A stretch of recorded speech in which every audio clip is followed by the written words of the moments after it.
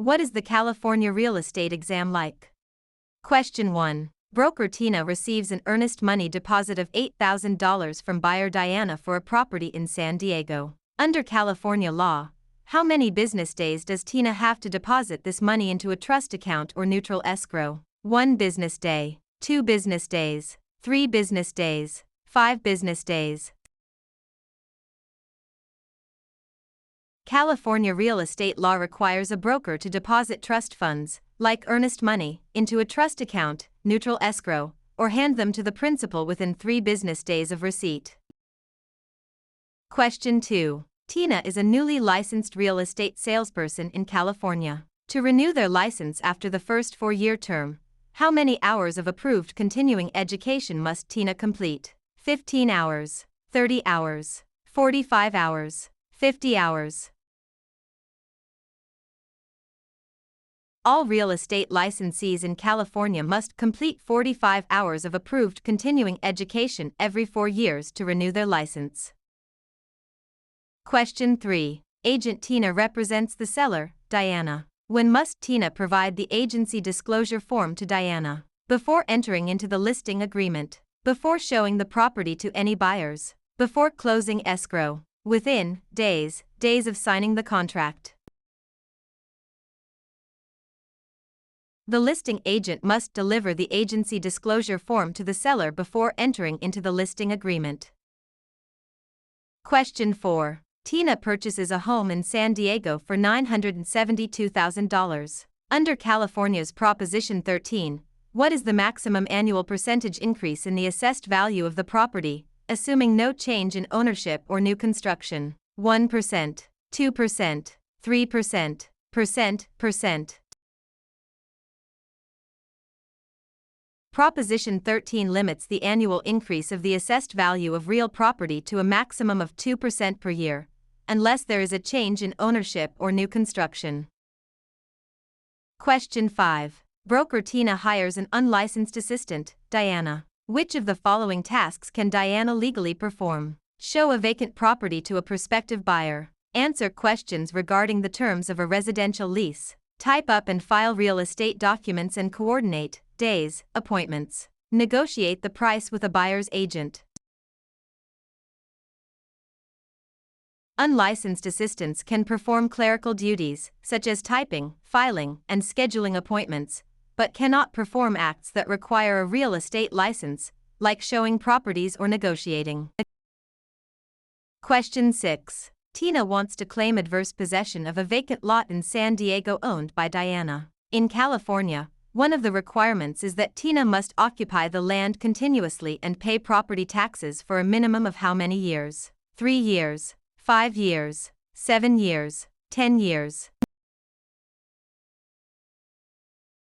In California, adverse possession requires open, notorious, continuous, and hostile possession under a claim of right or color of title, plus payment of property taxes, for a period of 5 years. Question 7. Contractor Tina completes a remodeling job on Diana's home in San Diego but is not paid the $8,000 owed. If Tina wishes to file a mechanic's lien, they must have served a preliminary notice within how many days of starting work? 10 days, 15 days, 20 days, 30 days. A preliminary notice must be given within 20 days of first furnishing labor, materials, or equipment to preserve the right to file a mechanic's lien in California. Question 8. Broker Tina takes an exclusive right to sell listing from Diana for a property in San Diego. The property sells for $972,000. Tina retains all records of this transaction. Under the California Business and Professions Code, how long must Tina keep these records? 1 year, 3 years, 5 years, 7 years. Real estate brokers must retain all records regarding real estate transactions for a period of 3 years from the date of the closing or the date of the listing if the transaction is not consummated. Question 9. Which type of deed is most commonly used in San Diego, California to transfer title to real property, which includes 2 implied warranties from grantor Tina? Quitclaim deed, warranty deed, grant deed, trust deed. The grant deed is the most common instrument used to transfer title in California. It carries two implied warranties that the grantor has not already conveyed title to another, and that the estate is free from undisclosed encumbrances made by the grantor. Question 10. Tina applies for a loan of $972,000 and is provided a loan estimate. Under the TILA-RESPA Integrated Disclosure (TRID) rule, how many business days after receiving the application must the lender provide this estimate? 1 business day, 3 business days, 5 business days, 7 business days. Under TRID, a lender must provide the loan estimate to the borrower within 3 business days of receiving the loan application.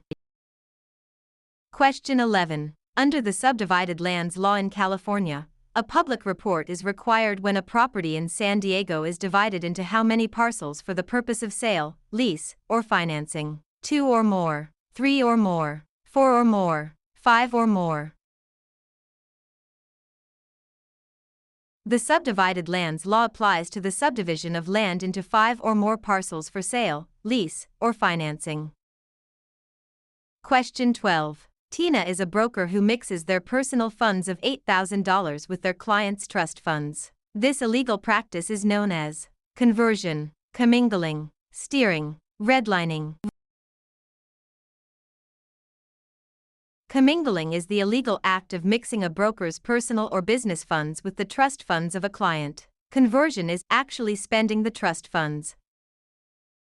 Question 13. Agent Tina focuses marketing efforts in San Diego by telling homeowners that a certain minority group is moving into the neighborhood to induce panic selling. This illegal practice is known as blockbusting, steering, redlining, flipping. Blockbusting, also known as panic selling, is the illegal practice of inducing homeowners to sell their properties by suggesting that people of a particular race, religion, or background are moving into the neighborhood.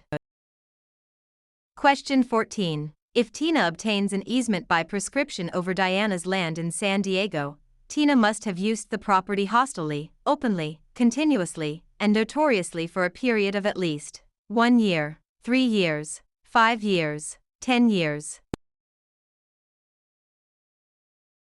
In California, an easement by prescription requires 5 years of open, notorious, continuous, and hostile use under a claim of right. Question 15. Tina and Diana sign a written contract for the sale of a property for $972,000. In California, the statute of limitations to file a lawsuit for breach of a written contract is 1 year, 2 years, 4 years, 5 years. The statute of limitations for bringing a lawsuit on a written contract in California is 4 years. Question 16. When calculating the property tax on Tina's home in San Diego, the county tax assessor uses the property's market value, assessed value, appraised value, replacement cost. Property taxes are based on the assessed value of the property, not the current market value or appraised value. Question 17. To create a valid joint tenancy between Tina and Diana for a property in San Diego, which 4 unities are required? Time, title, interest, possession. Time, title, consent, payment. Agreement, consideration, title, possession. Interest, possession, funding, signature. The 4 unities required to create a joint tenancy are time, title, interest, and possession, often remembered by the acronym TTIP. Question 18. Broker Tina holds an open listing on Diana's property in San Diego. Tina will only earn a $8,000 commission if they are the first to show the property, the procuring cause of the sale, the listing broker of record on the MLS, able to hold days, open houses.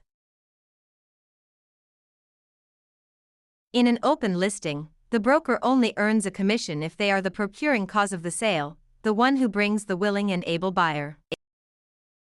Question 19. Tina executes a deed conveying property to Diana. For the deed to be valid in California, it must contain all of the following except a granting clause, the signature of the grantor, N1, The signature of the grantee. N2.